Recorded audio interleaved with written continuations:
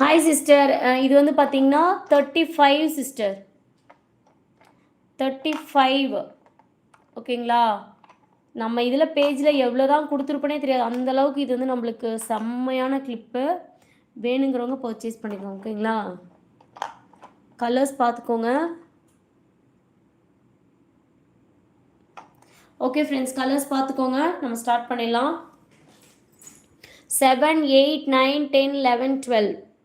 ஓகேங்களா? Price 35. Buds, classy buds price பார்த்தீங்கன்னா 35.